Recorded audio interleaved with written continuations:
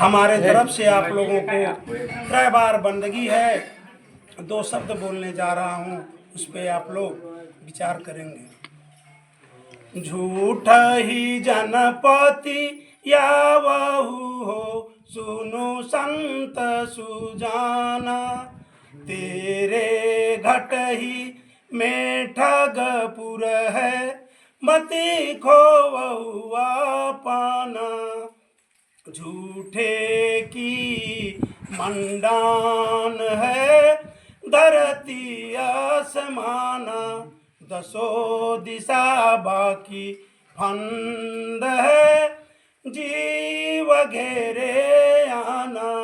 योग जप तप संयमा, तीर्थ व्रत दाना। 9 दे वेद किताब हैं, झूठे का बाना। काहू के बचनाई फूरे, काहू का रामाती। मान बढ़ाई ले रहे, हिंदू तुर्क 2 जाति। बात बोते आसमान की, मुद्दती नियरानी। बड़ी खुदी दिल राखते, बूढ़े बिनु पानी। कहें कबीर का सो कहो, सकलो जग अंधा। सांचे से भागा फिरे, झूठे का बंदा।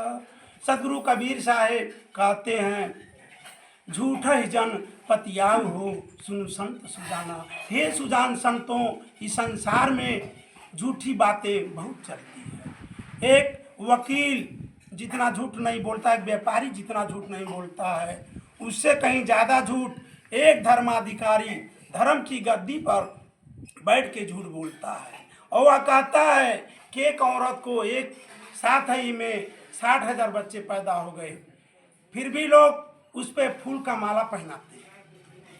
तो इस संसार में झूठी बातें बहुत चलती हैं।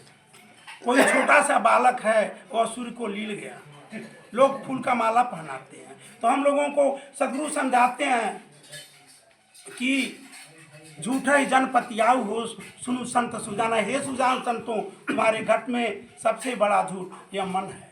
इस मन से सावधान होना। यह मन ही सबसे बड़ा काल है, और इसको अगर सदगुरु के माध्यम से मिला लिए, सदगुरु के सानिध्य में जाके विवेक ज्ञान ले लिए, तो यह मन तुम्हारे लिए अच्छा कर्म करने लगा। जो यह मन फंसाने वाला है, यही जब सदगुरु मिल जाएंगे तो यह मन निर्मल हो जाएगा, यह मन पवित्र हो जाएगा। और जब मन पवित्र हो जाएगा तो हमारा आचरण भी पवित्र होगा, क्योंकि इस शरीर का राजा मन ही है, मन ही शरीर का राजा है। आत्मदेव तो मुख्य है, लेकिन इस समय इस शरीर का राजा मन ही है। लगता है कि जीव ही मन बन गया है, लेकिन ऐसा नहीं है। लगता है इसी प्रकार से लगता है कि मन ही जीव हो गया है, लेकिन ऐसा नहीं है। मन जड़ है, यह चेतन नहीं है। लेकिन इसी पर सदगुरु ने कहा, झूठ है जनपतियाऊ हो, सुनु संत सुजाना। तेरे घट ही में ठगपुर है, मत खोवा हुआ पाना। झूठे की मंडान है, धरती आसमाना। देखा जाए तो यह जो प्रकृति है, इसमें हम लोग कहीं बाहर जाते, इतना अच्छा अच्छा रमणीक स्थान मिलता है कि मन मोह लेता है। लेकिन यह सब क्या है? विनाशकारी है, परिवर्तनशील है। जो दृश्य हमको दिखाई देता है वो सता सत्य नहीं है, क्योंकि उसमें परिवर्तन है। क्योंकि यह पृथ्वी के कारण कार्य व्यवस्था के, संसार जो है कारण कार्य व्यवस्था के अंतर्गत चलता है। जो यह पृथ्वी का धर्म है, जितना यह कारण कार्य व्यवस्था के अंतर्गत जो चले वही सार है। सदगुरु इसी पर कहते हैं कि तू मत खोओगा पाना, अपने आप को मत खो देना। क्योंकि जब अपने आप का खो दिया, अपने आप को खोना क्या है? यह चेतन जीवात्मा से हम भटक करके विषय वासना में लगे हुए हैं, भोग वृत्ति में लगे हुए हैं। अपने अंदर नहीं झांक रहे कि हम क्या है, किस लिए आए हैं, हमारे यह जन्म किस लिए मिला है। और उसके बाद मानव का जन्म मिला है, तो मानव का जन्म मिला, उससे भी बड़ा हम लोगों का भाग्य होगा, पुण्य उदय होगा। न जाने कितने जन्मों का पुण्य उदय हुआ कि सत्संग मिला, नहीं तो यह सत्संग मिलना दुर्लभ है। तो अगर सत्संग मिला है तो कुछ हम लोगों का भाग्य है, गुरु में कुछ अच्छा भाग है, कुछ अच्छा कर्म है। कि मानव का कहा गया है, मानव जन्म सदगुरु मिलन मोक्ष इच्छा हो, ये तीनों परम है पाओ सुयोग न खोए। तो इतना बढ़िया हम लोगों को यह मानव का जीवन मिला। तो आज यह मोक्ष का स्थान है। जो भक्ति भजन कर ले, आत्म कल्याण कर ले, इन संत गुरुजनों के सानिध्य में रह के अपन जीवन निर्वाह भक्ति पूर्वक कर ले, तो कल्याण तो होना ही है। क्योंकि इस मानव के सिवा अगला ऐसा कोई योनि नहीं है कि जिसमें हम अपना काम कर सकते हैं। यही एक ऐसा जीवन है, इसमें हम भोग की भूमिका है, कर्म की भूमिका है, इससे हम अपना आवागमन का चक्कर छुड़ा सकते हैं। ऐसा अवसर फिर आगे मिलने वाला नहीं है। जब यह शरीर छूट जाएगा, छूटना तो सत्य है, क्योंकि जन्मना ही मृत्यु का कारण है, संजोग ही वियोग का कारण है। संजोग हुआ है तो वियोग होना निश्चित है। अभी यह सत्संग लगा है, 1 घंटा के अंदर सभी अभी संपन्न हो जाएगा, सभी लोग अपने अपने स्थान को चले जाएंगे। लेकिन इसी में जो कुछ संत गुरुजनों की वाणी लग जाएगी, उसको अपने अंदर गुनेंगे दुनेंगे कि साहब जी ने ऐसा कहा तो हमको ऐसा करना चाहिए। अगर करेंगे तभी तो भक्त हो गए। अब भक्ति का हाल न जाने, भक्त कहा रहे हैं, जिसे अब भजन में साहब ने कहा, तो भक्त हम बन गए। अब भक्त की हमारे अंदर रहनी न आवे तो कोई लाभ होगा? कोई लाभ नहीं होगा। जिस प्रकार से कोई बच्चा स्कूल में नाम लिखा ले और पढ़ने न जाए तो काम नहीं चलेगा। तो इसी प्रकार से हमारे बहुत से गुरु भाई लोग हैं कि जो कि दीक्षा तो लिए लेकिन कभी सत्संग से कोई मतलब नहीं रहता है, तो उनका बस उतना ही तक ले रह जाता है। आगे जो विकास होना चाहिए, उत्थान होना चाहिए, आत्म कल्याण का काम होना चाहिए, वह नहीं कर पाते हैं। कहने के लिए तो भक्त कहते हैं, लेकिन भक्ति की रानी अंदर नहीं आती है। भक्त की रानी कब आएगी अंदर? जब हम सत्संग में जाएंगे, संत गुरुजनों की वाणी को सुनेंगे और धुनेंगे और अपने आचरण में उतारेंगे, तभी तो कल्याण हो सकता है। तो इसी पर साहब ने कहा, झूठे जनपति आओ सुनो संत सुजाना, तेरे घट ही मेठकपुर है मत खोवा पाना। झूठे की मंडान है धरती आसमाना, 200 दिशा बाकी फंद है जीव घेरे आना। योग जप तप संयमा तीरथ व्रत दाना। तो तीरथ क्या है, व्रत क्या है, दान क्या है, संयम क्या है? संयम पूर्वक हम भोजन करें, भोजन ग्रहण करें, संयम पूर्वक वाणी बोले। कहा गया है कि मधुर वचन है औषधि, कटुक वचन है तीर, श्रवण द्वार है संचरे वेदे सकल शरीर। जब हमारी वाणी मधुर होगी, एक छोटा सा हम दृष्टांत सुनाएंगे वाणी पर ही, कि अगर किसी व्यक्ति को कितना भी अच्छा भोजन करा दिया जाए और उसको कटी बाणु से बोल दिया जाए तो सब वो खिलाया पिलाया मिट्टी हो जाता है। एक छोटा सा हम दृष्टांत सुनाएंगे, क्योंकि श्रेष्ठ गुरुजन आए हुए हैं तो वाणी तो हम लोगों को उन्हीं को सुनना है, लेकिन 10 मिनट हमको चांस मिला है तो 10 मिनट में हम अपना जो कुछ कहना है उसको कहेंगे। बीरबल और अकबर दोनों लोग बैठे हुए थे सभा में। तो अकबर ने बीरबल से कहा कि भाई एक बात बताओ, किसी के साथ ऐसा क्या कर दिया जाए कि वह बहुत सुखी हो जाए, और किसी के साथ ऐसा कर दिया जाए कि दुखी हो जाए?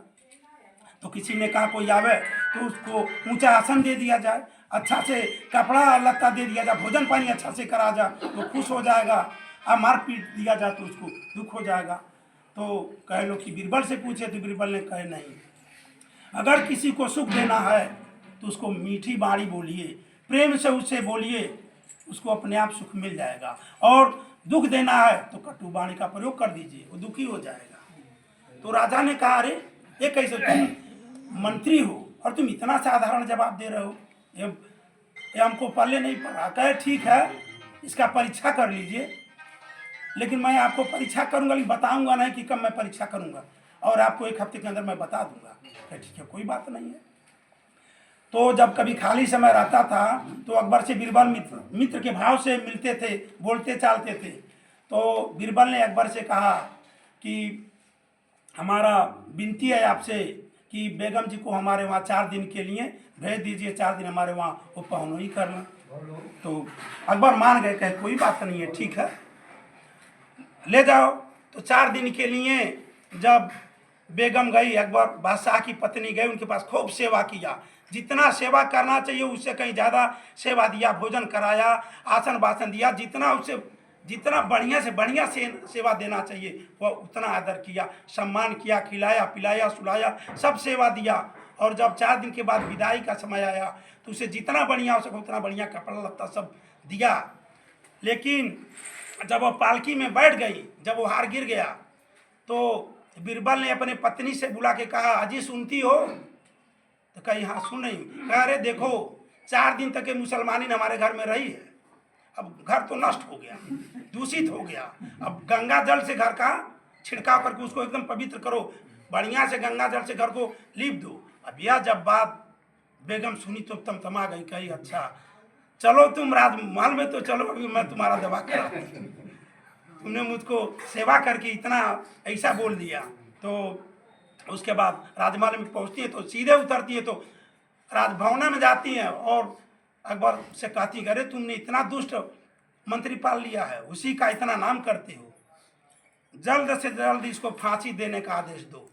तो अकबर का इतना पत्नी से सभी लोगों का मेलजोल, पूरे घर में हम लोग पत्नी परिवार में है, सभी लोग जाना जो स्त्री का दे अगर नहीं करेंगे तो घर में खैरियत वरियत है नहीं, हर घर का ये बात है। इसी प्रकार से अकबर ने भी बीरबल मनो अपने पत्नी के सामने कुछ बोला नहीं, पूछना चाहे इनका ही मैं कुछ नहीं जानती हूँ, कल उसको फांसी देना है तो देना है, आर्डर करिए, अभी का भी आर्डर करिए, बीरबल को फांसी होना चाहिए।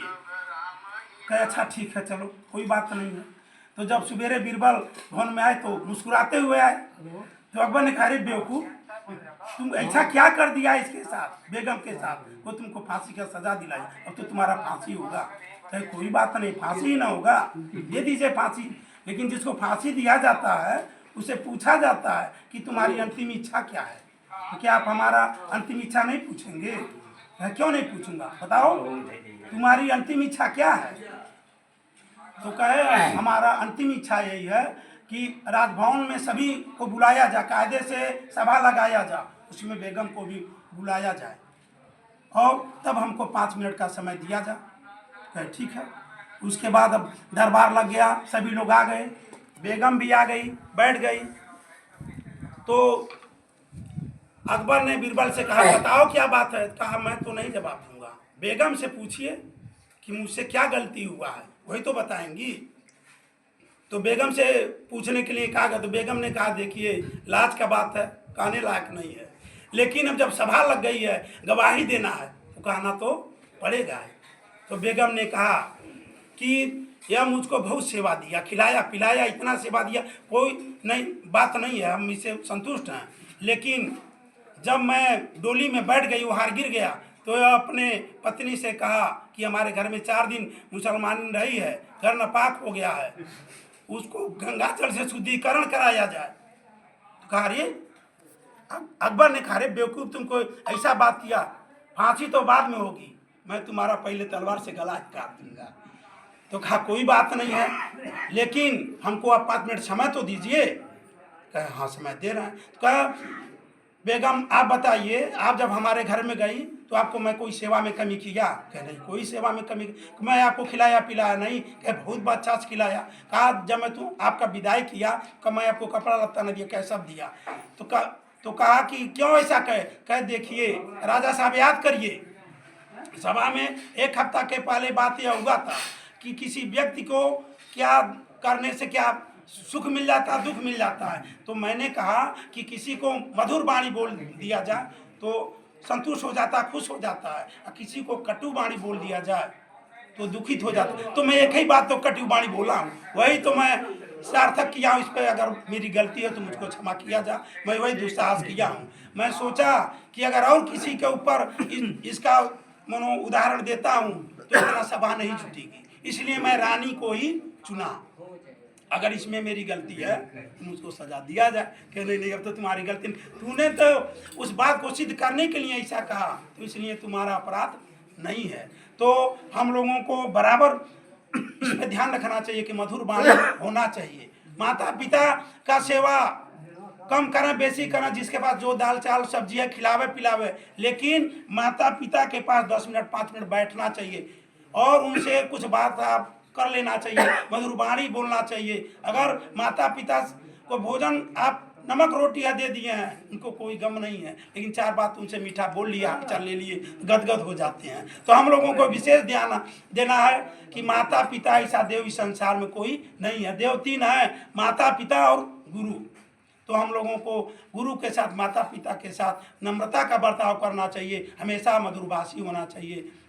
अपने मन से वाणी से कभी भी माता पिता को कष्ट ना हो, और किसी को भी नहीं कष्ट होना चाहिए कि सभी में माता पिता ही हैं, सब में माता पिता का रूप देखना चाहिए, क्योंकि कोई किसी का पुत्र, कोई किसी का, यह संसार ही इसी प्रकार से है। तो हमारी वाणी जो आप लोगों को अच्छी लगी हो उसके लिए धन्यवाद है। जो वाणी से हमारे आप लोगों को कष्ट हुआ हो उसके लिए मैं क्षमा प्रार्थी हूँ। समय कम है इसलिए मैं अपने वाणी को विराम दूंगा। साहेब